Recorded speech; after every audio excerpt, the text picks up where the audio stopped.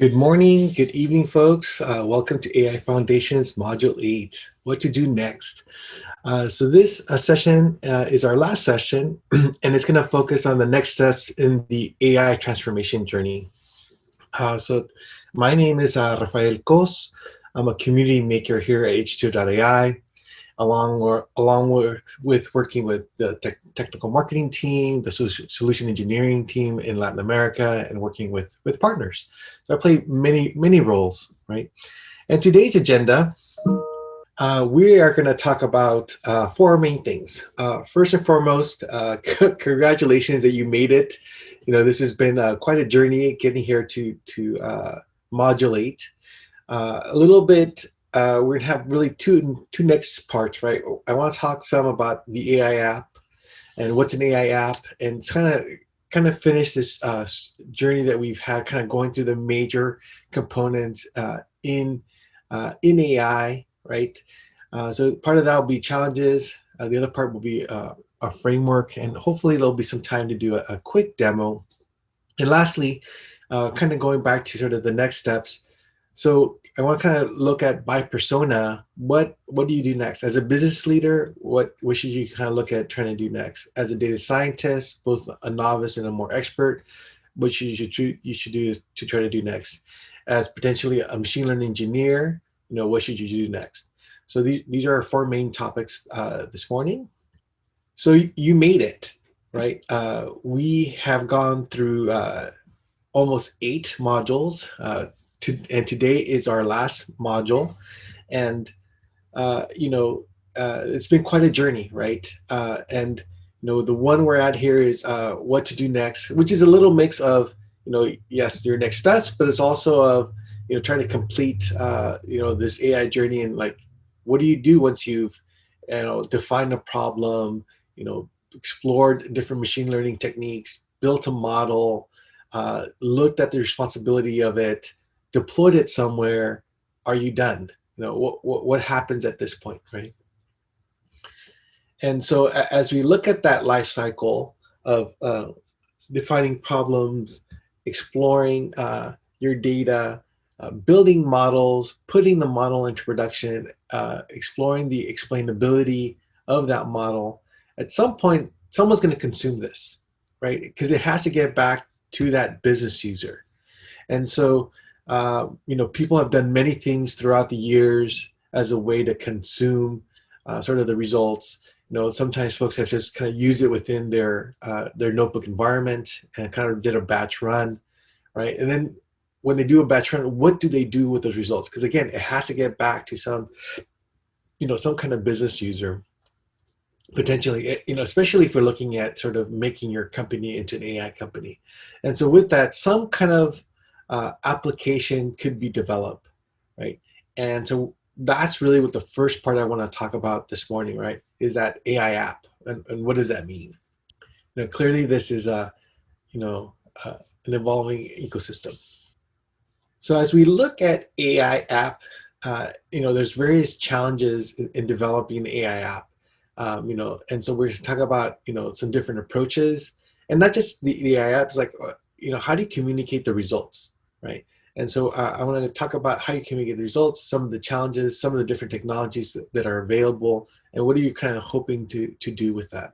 So as we look at this AI transformation, we want to move from this pre-AI world, right, where you're, as you're doing sort of marketing, you're potentially doing mass branding, and you want to move to a world where you're doing real-time individual experience, right?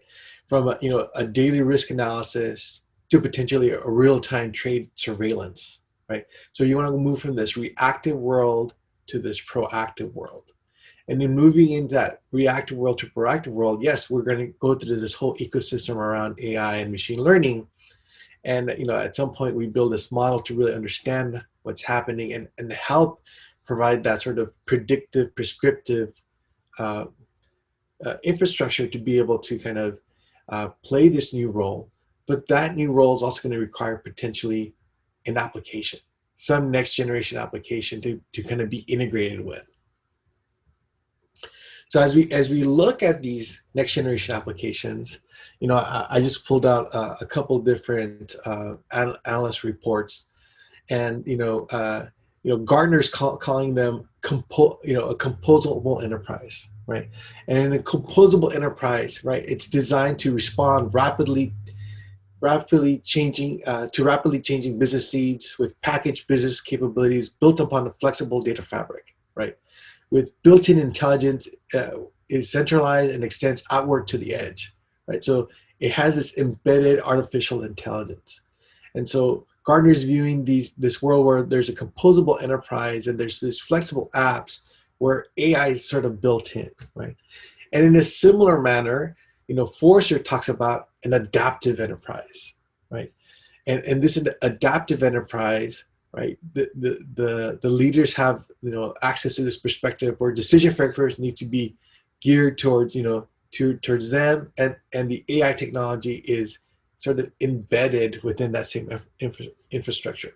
So in both these situations, they're called a little differently, but they're talking about the same thing, right? This need for the apps that are going to fuel this next generation of enterprises, where we want to embed AI and make it sort of core into that infrastructure, are going to have an impact on apps themselves.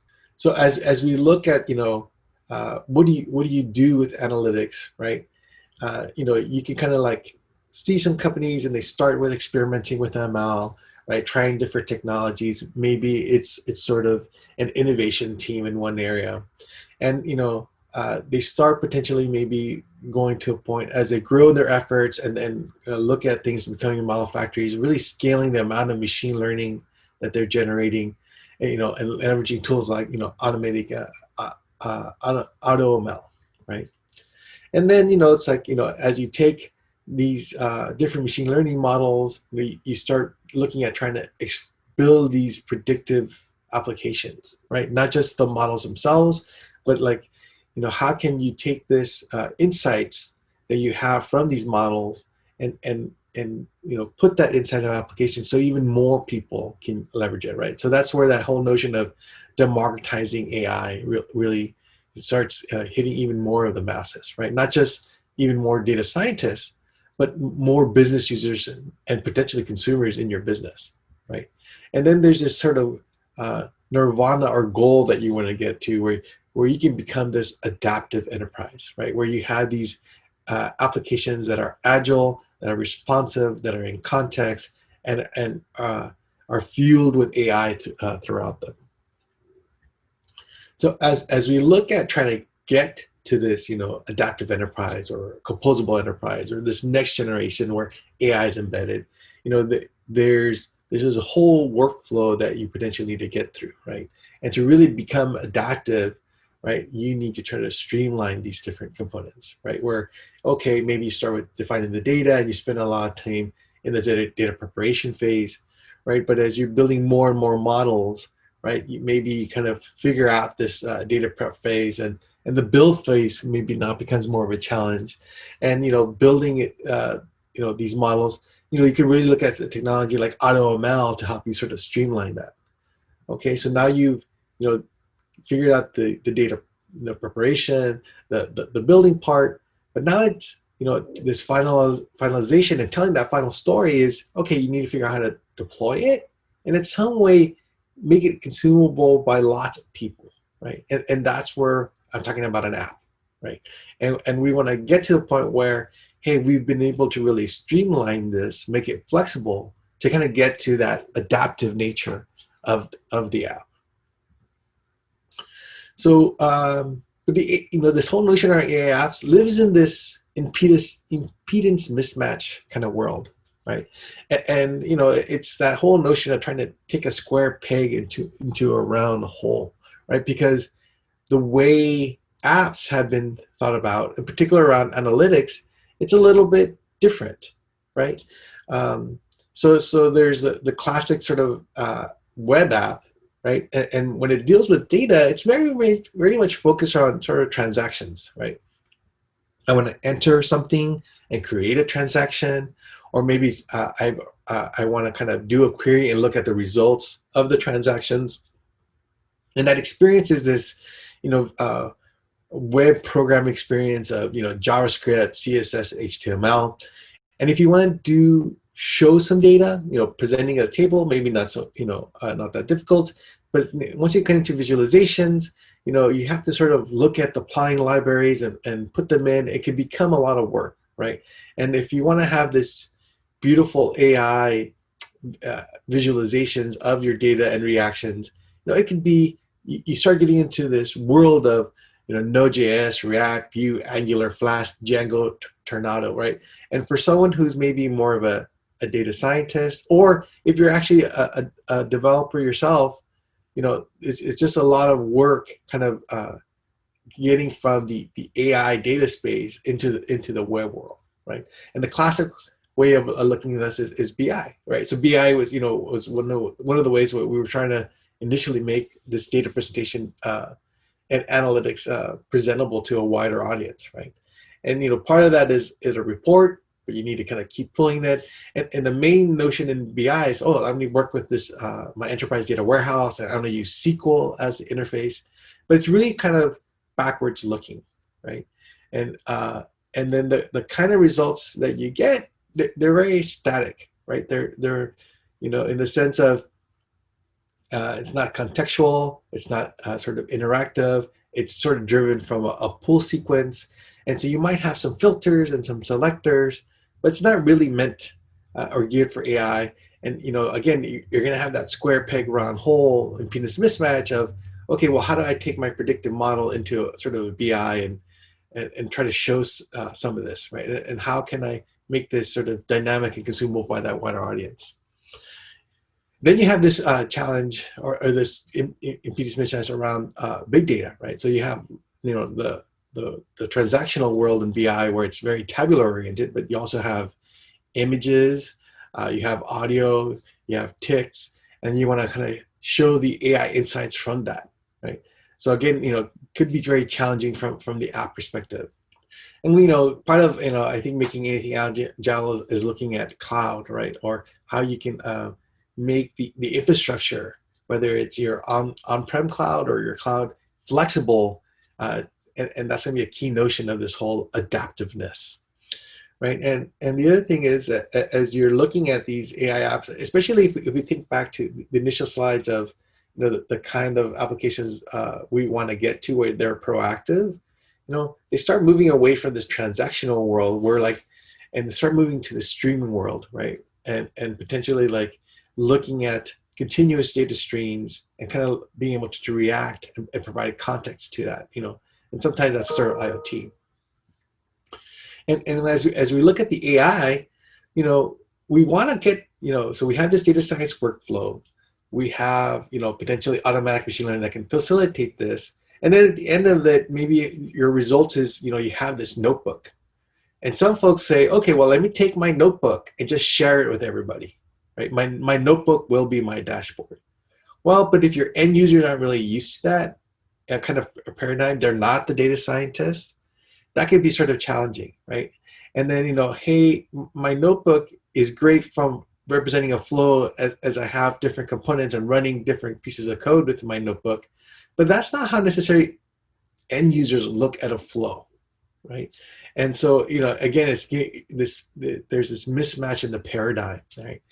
And it's also not just one model in your application. It might be a whole collection of models, right? So as you look at the churn use case, you're looking at, hey, I want to figure out if this person will churn or not. And then once I decide if they're churn or not, maybe there's a second model that tells me next best action. So if I decide this person is going to churn, what should I do? Oh, so now there's a second model that says, if a person is going to churn and and they have these characteristics, this is the next best action. So it's not, as you look at this AI app, most of the time many times it's not just one model, but it can be a whole collection of models. And then you have to look at it from the operational perspective.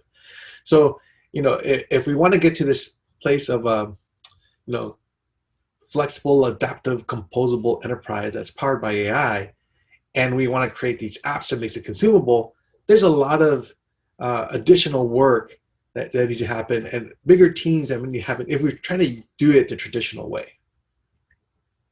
And so as you look at trying to communicate the information, you could try to take your model and the results of your model and put into some spreadsheet or slides and then start sending that around. But that seems, fairly brittle, right? And how quickly you can kind of keep updating models, keep updating results. It's not going to be a sort of real time or reactive, right? And then you could take that and then start how to get it to people. Well, you can try to publish it to the web some way, or many folks, they do this analysis, they write and get this report, and then they start emailing it to folks, right? So it's like now you have the your email box just continues to explode, and where is this version and where's that version? What if I want to change a particular parameter? Let me send an email and request for some data scientists to do that. Again, it's not going to get you to that sort of adaptive perspective. You could sort of build a desktop web app, but then you're going to have that whole development team to kind of help you kind of get there, right? If you and it's the development team is going to have to deal with the fact that maybe the tools that kind of represent data and to do the visualizations aren't quite there, so it could be a significant amount of work. The BI dashboard sort of like maybe you have a better sort of spreadsheet, but as far as being interactive and kind of working through a flow and kind of presenting visualizations, that could be challenging. And lastly, it's like, well, you can just take your Jupyter notebook and try to make that consumable by everyone else, right? So again, hopefully this is sort of giving folks a perspective like, I see, so I built my model and I'm trying to communicate the results, but the channel to do that has different sort of limitations. And folks are doing many of these things today. And so, kind of going back, looking at module 1, we had this whole idea around a maturity model, right? And so I'm looking at, number 2 around operational. And so much of the last 7 modules, we focused around, doing the data science, doing the data engineering, maybe to kind of help you kind of prepare some of this data, deploying this models, looking at the explanations. But if we're really going to, as we start looking at, maturing, more and more becomes taking what you've done and integrating it into the fabric of the enterprise and the corresponding applications. So there's this, okay, I've built these results, and as I want to make that more and more consumable by my folks, I need to kind of pull in some kind of application or application developer. And wouldn't it be nice if there was a way we could kind of streamline this more? So now I want to talk a little bit about AI apps and a framework, right? And so, we talked some about the challenges around building AI apps. So we want to get to this sort of world where, hey, we have a whole wide array of AI apps that exist, right? And some of these apps could exist pre-existing. So I can go in and just, hey, there's some kind of AI catalog, and I can have these existing AI apps and just choose them. Maybe I can work off the bat. You're probably going to need some retraining. Maybe you need sort of, some of these apps will be more like templates that you sort of customize to make it your own, right? To make your own AI app. And some of them you will need to build yourself. But as you look at that question of building yourself, can you make this easy, rapid to kind of build and then get to a point to deploy, right? And so there's a collection of tools out there. Some folks from the R community might have looked at something like Shiny. In Python, there's a tool called Plotly out there that kind of is trying to make this sort of simpler. And in H2O, we have a tool called Q. And this is currently in beta. And here's a link. And so if you want to sign up for the beta, it's closed beta at the moment, but we're looking to open it up as we kind of go to the second half of the year. So if this sounds something interesting, check this out, or check out some of the other tools that I mentioned. And so as you look at these tools and a tool like Q, it's really designed to make it fast, fun, easy to build low latency, real-time, collaborative, web-based analytic apps, right? And part of that is for the data scientists, yes, there's a data scientist and they're potentially a unicorn, and which I think is going to be a myth because there's so many skills to know, right? But now we're asking that unicorn to like, oh, well, also become a web expert in HTML and JavaScript and CSS and all the potential web app frameworks, right? So if you're going to take someone like who's a data scientist working with data and make it quickly for them to develop an app, they need to kind of stay within that paradigm. So maybe stay within Python or stay within R, and then be able to sort of take what you've done in your data, in your notebook or in your project, and kind of convert that into an app, right? So it's like, can I just stay in Python and get to some kind of presentation layer? And then you want to be able to integrate with the various tools that you're using, whether you're using H2O or TensorFlow or Scikit-learn or PyTorch, XGBoost, et cetera, that can kind of make it easy to present the results of this model and kind of understand it as a first tier sort of component. So you're kind of getting away from that impedance mismatch. And because it's, looking at analytics, you want some way to kind of pull in visualizations, right? Because it's you want to make it easy to pull in the visualizations, but you also want to have a whole collection of beautiful visualizations to present the results, right?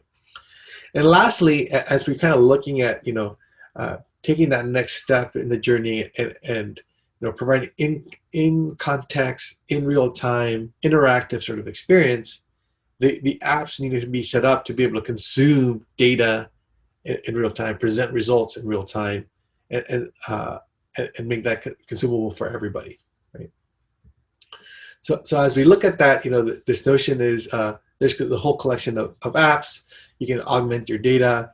You can help use a whole collection of existing ones to kind of like make it easier and democratize this effort. Not only just democratizing the data science building, but democratizing the consumption of the results of the data. And you want to have it somehow integrated into your whole ecosystem of the different steps that you need to do. And you can start seeing sort of a collection of vertical oriented apps being available to folks. So just kind of look at it. It's like, okay, well, maybe you have your predictive engine, you have some platform that kind of ties this stuff all together, and then you're going to have some users that are going to just consume an app, right? You can have a store that has a whole collection of different apps, and you're going to have some SDK for people to make it easy to quickly move from the model that's deployed to consuming it from an application perspective. And and the App Store can have a rich collection of existing apps, just like we would sort of expect from our mobile devices, right? I want to see this the new app, or an existing app show up in an App Store, and kind of just select it and kind of go through a particular workflow. So I want to kind of move to a very quick demo around an AI app, right? And this AI app is around lending and trying to predict what, who we should give a loan to or and not. But I want to kind of go from, really, I want to explore the data and kind of help enrich and augment the data before I actually go building model. I want to then kind of go build the model, and then and I want to sort of automate that building of a model, and then I want to present sort of the results of that model to a user, but have it be in such a way that it's configurable, right? So what you should be sort of seeing is there's a workflow, and clearly there's a workflow that we can be working through, but we want to sort of automate that workflow, present it in a consumable way for sort of the end user to be able to drive. So I have this platform studio, and it has a whole collection of tools, right? And it's sort of an integrated platform for folks to leverage. And one of the tools is this tool called Q, right? That allows me to kind of look at a collection of apps, explore data, right? And has an SDK to kind of present the results.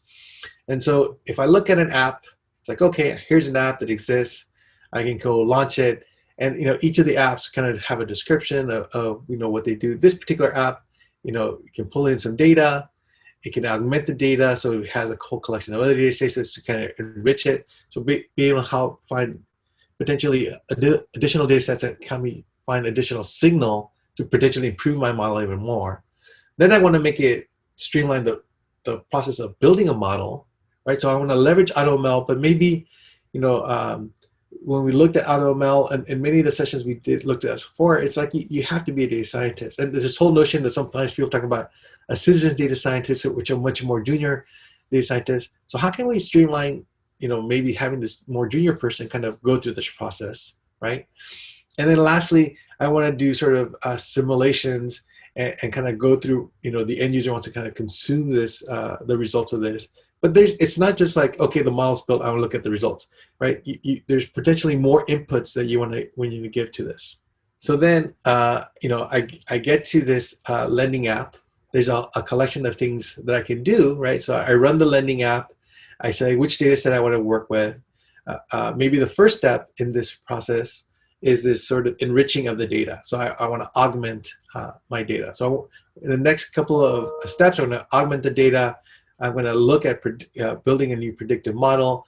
And then at the end, I'm going to look at sort of going through a flow to kind of look at some of the results, right, and configure this. So as I look at the augmentation piece, I can go in here. It walks me through a series of steps. I can look at, what kind of data do I want to enrich this?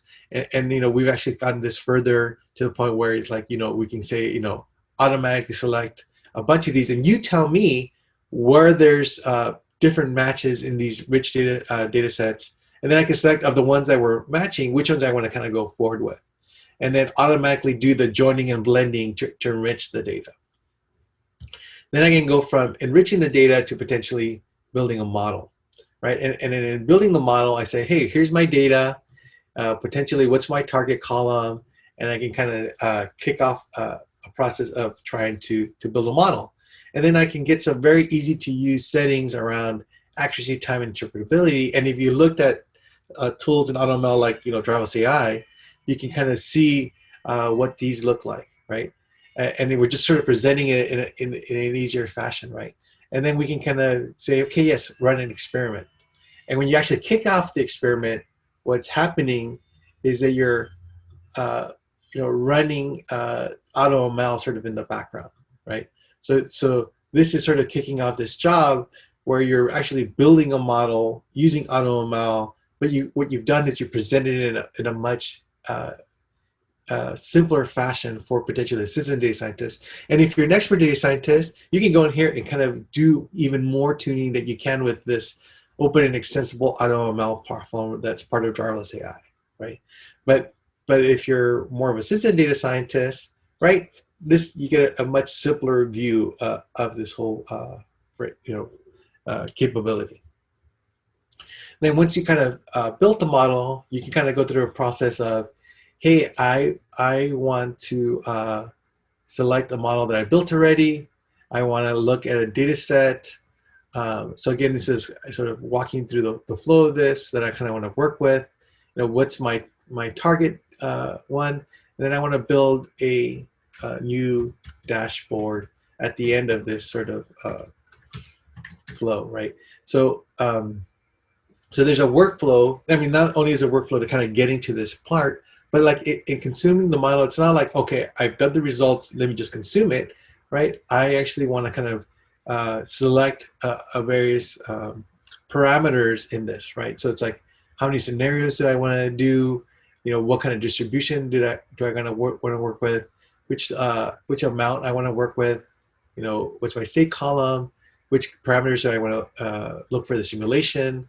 And I can select a series of different pivot columns. So these are inputs that I'm going to use to kind of evaluate and make a business decision that I'm presenting. And so one of the nice things about Q is, yes, it makes it easy to present, but it also makes it very much more easier to develop an app like this. So kind of being able to kind of move from your final experiment to an app is much simpler because it takes its AI first from an app framework perspective.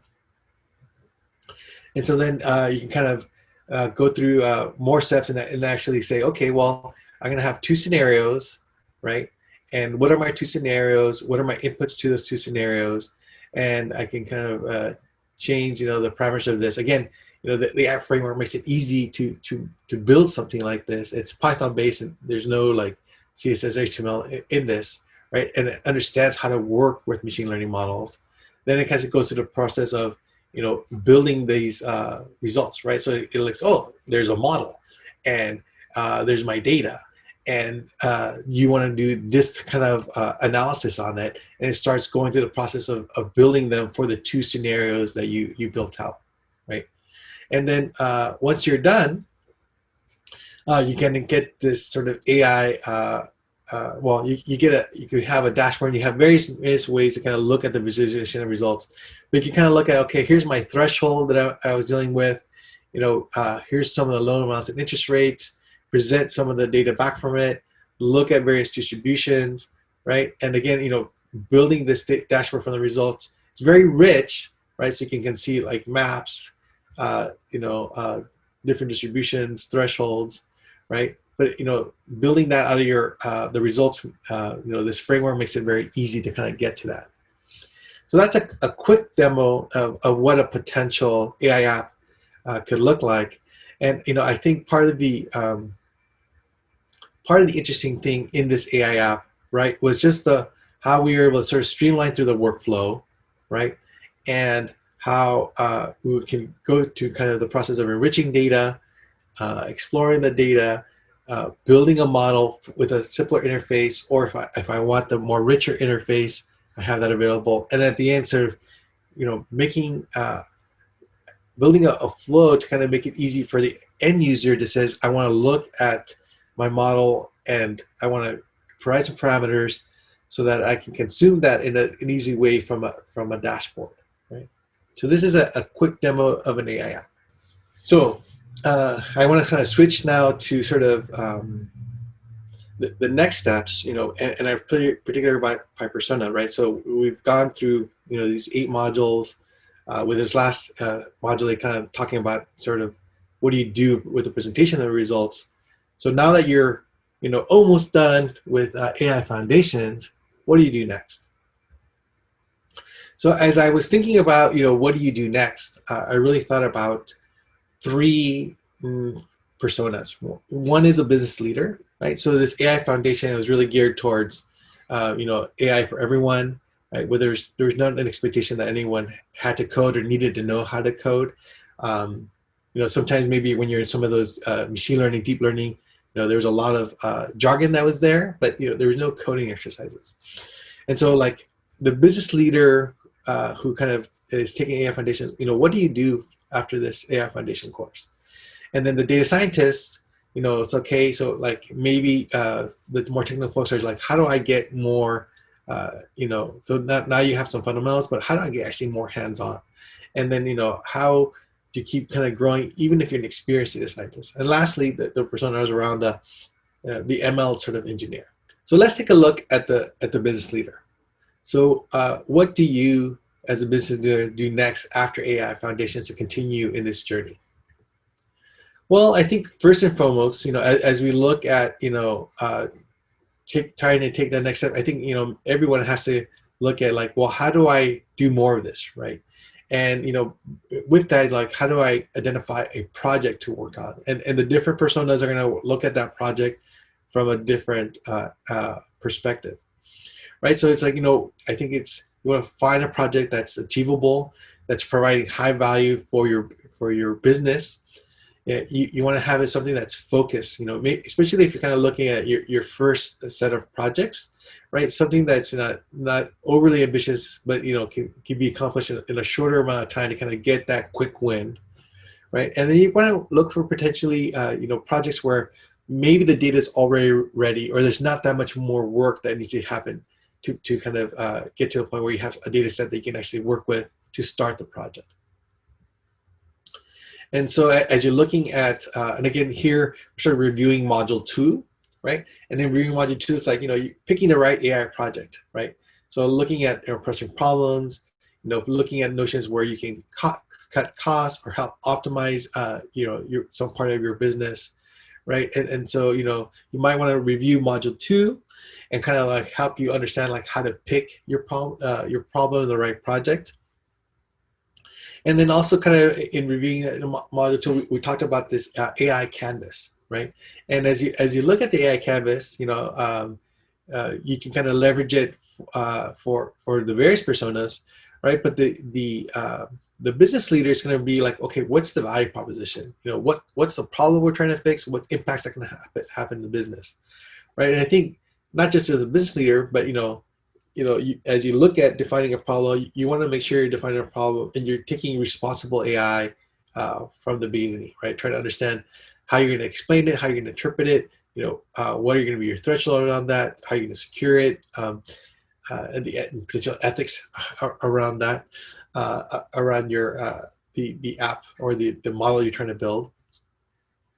And then, yes, you want to be concerned about the value proposition, but what's the final app or consumption going to be like? So as you define your problem, you're also going to want to define your solution, right?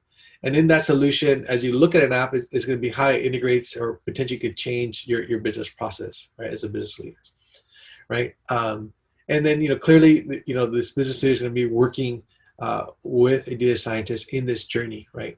And, the data scientist, can very much sort of be involved in these sort of tasks around and kind of be working with the business leader. And kind of, this is a way how to define the various phases. So I find this very helpful, and we've adapted this from Louis Dorard, right? So you can see this down here. And, we've made some sort of enhancements to it, but, you're welcome to leverage this.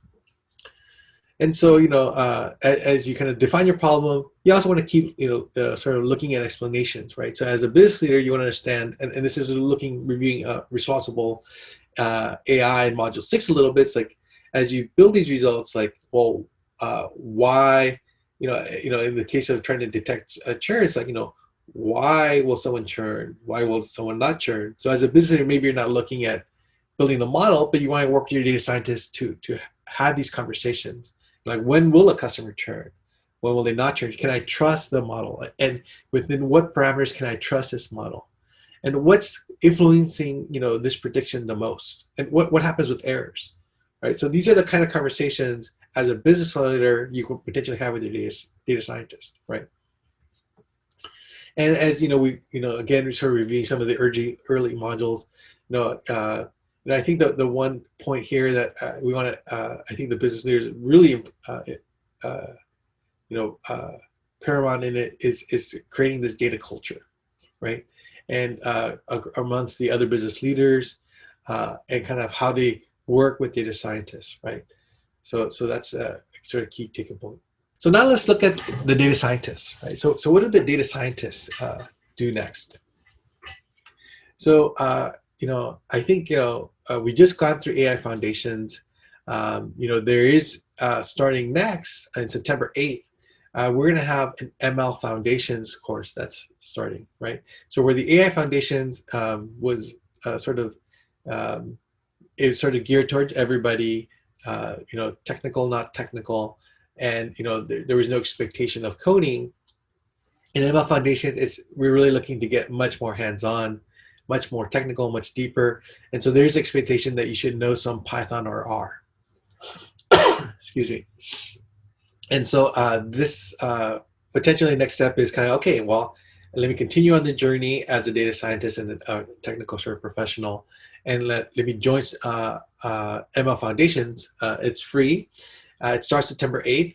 And, what happens with ML Foundations, we're going to assume, having expectations that you have the fundamentals. So we might put you back to AI Foundations if you haven't done it, to kind of get some of those fundamentals, and then really start with just being much more hands-on with trying to get deeper into some of these different concepts that we introduced in AI Foundations. I think, like many things, we learn by doing, right? So part of it is in your next step is, well, you actually want to work on building more models, right? And one way of doing that is, clearly defining a project in your company. But Kaggle can be a great tool for learning, right? So Parul, who did a couple of the sessions around Introduction to Machine Learning, she wrote this great blog around how you can use Kaggle as a learning tool, right? And so, part of that is kind of looking at, sometimes you can become a better writer by reading more, right?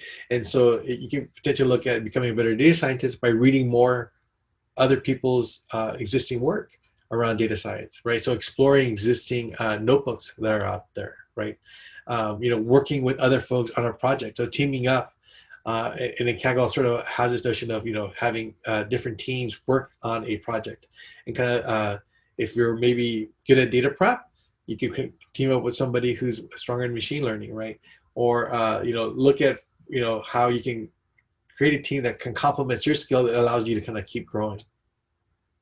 You could try to, there's nothing like learning more until you start communicating it back to somebody, like teaching it to someone else, right? Try to make your notebooks reproducible, right? Which kind of like gets into more detail on how it's kind of built out, right? And kind of, looking at kind of using some best practices around your notebooks, and kind of, you always want to kind of appreciate the rare folks that you're sort of working with, or when you see good work out there. So this is a great blog to kind of look at, how can I use Kaggle as a learning tool in my next steps in as a data scientist, right? And you can be sort of a novice data scientist or an expert data scientist, and there's value for everyone here. I think part of it's always, data science is a very fast moving area, right? So there's a lot of Kagglers or expert data scientists that have are talking about what they're doing in various podcasts. So look for some of these data science podcasts. I often sort of listen to them, either washing the dishes, or doing my gardening, or in the evenings as I just kind of like sort of wind down for the day. So there's one around chai time that Sayam, who's part of our deep learning series that he's doing. And one of the things I like about the chai time is you have these expert data scientists that kind of talk about their journey. How did they get there? What their interest is, and I learn a lot by like how they think through it and their experience. Again, there's lots of different YouTube videos out there, channels you can kind of leverage. I'm sure just here pointing to the H2O.ai list, where there's some interviews of the makers, and again, that's kind of listening to the different folks at H2O who are leading different efforts, and kind of look at listen to their journey and what they've kind of gone through. In the Learning Center, which you all have been using, there is a section around just additional learning resources, where you can kind of get pointers to additional documentation, some sample data sets, some our previous H2O worlds, where you can kind of look at some of the previous discussions that have happened there. If you want to connect with us socially, just stay tuned. All these kind of links are in that the Learning Center in under resources. So next I want to talk about sort of your ML deployment engineer. So for the ML deployment engineer, module 7, which is just last week, really talked about the whole deployment sort of lifecycle, right? From deployment, monitoring, lifecycle management, and governance. And so if you missed that, you should go check that one out. And then as you look at the ML foundations, what I would probably say recommend is probably focusing on module 1, 7, and 8 if you're this machine learning engineer person in this particular role, right? So module 7 is actually going to get deeper into ML ops and kind of more hands-on in like, how do you deploy a model? What are the artifacts? Exploring those artifacts and actually going through some exercises of actual deployment. There's module 8, which is going to look at like building an app, and how does this model that you built can be leveraged in building an app. And then module 1 is, sometimes some of the ML engineers also get kind of pulled into some data engineering. So that might be an interesting module also. And lastly, folks have, thank you very much for all the folks who are sort of stayed with us in this journey. I really hope it's helpful for folks, but please take the time and finish and earning your badge. So that you can earn a badge around AI foundations, by doing all your quizzes, and then you can share this on LinkedIn or with whoever you want on that you sort of met this milestone. And there will be a similar badge for machine learning foundations. So, Franklin, did you want to say anything about the final quiz? Yeah, so the final exam is live now. You can go there. It has 20 questions. You just need 16 to pass, or like 80%. So once you pass it, it's going to be similar to the tutorials. If you have done any of the tutorials, you pass the quiz, and then it's going to open up um, the badge module or component, and then you can click on the badge, and you will receive an email with the instructions to share and have your badge. Thanks, Franklin. So yeah, so I really want to encourage folks to kind of, if you've been doing the quizzes along the way, you're really close. You're almost there. So, please check out the quizzes. So with that, I want to sort of wrap up this module. I don't know if there's questions. So there's a question from Alejandro around AI apps and having the capability to make simulations. So yeah, so there are ability to kind of wrap different logic, not just machine learning, but simulations, right, and optimizations. So it's not just machine learning models that you kind of wrap in some kind of app. So how many attempts do we have for the test? I think there's 2 attempts that folks can kind of leverage for a test. Is that correct, Franklin? There's actually 3. We extended 1 more. Okay, great. So there's 3 attempts. So is Kaggle a good source to learn coding in preparation for machine learning foundations? So, I think, Kaggle sort of expects you already to have some probably coding background, in particular around machine learning. So there's lots of different online MOOCs, right? Whether it's Udacity or Coursera that have sort of courses around learning Python. Shamir, I don't know if you have any suggestions for folks who are trying to get more into to learning Python and a recommendation. Yeah, I would definitely say, to Rafael's point, like the MOOCs are probably going to be a good start for you in terms of learning how to code. I don't have one particular course that off of my head that would be the best, but there are a few out there that are really good. So I would say maybe start with Coursera and look to see what courses they have and then go from there. Yeah, so very much kind of look at some kind of just introduction to Python. And, there's, you look at paid courses, but there's many, how do you call it, free courses that are also sort of available. And Franklin, which is the one that you were looking at around R? Is that Matt's? Do you have a link to that? Maybe you can post that in the chat. Which one? Sorry. The kind of learning. There's that one sort of MOOC that kind of helps you learn R and kind of walks you through even from a very novice business users. The business university. Yeah. Yeah. Let me look. So I think Franklin's going to get that into the chat. I think we'll give you that sort of one recommendation, and then just Google out. There's tons of them, but basically get to a point where you can do some basic Python, which means you can work through Python, work through dealing with some of the libraries, and I would say, like, if you can get to a point where you're doing some manipulation with pandas, then you'd be ready to take that next step in machine learning foundation. Okay. So, I just want to wrap it up by saying thank you. Thank you for, spending your early mornings with us, Tuesday to Thursday, the last series of times. For the folks who came out to the study sessions on the weekends, to all the instructors and all the people who worked to kind of put this all together. I want to thank everyone to kind of who made this possible to kind of make AI foundations a sort of a reality, and we're looking to kind of seeing you in machine learning foundations. So please reach out if we can kind of help you in any way in your journey.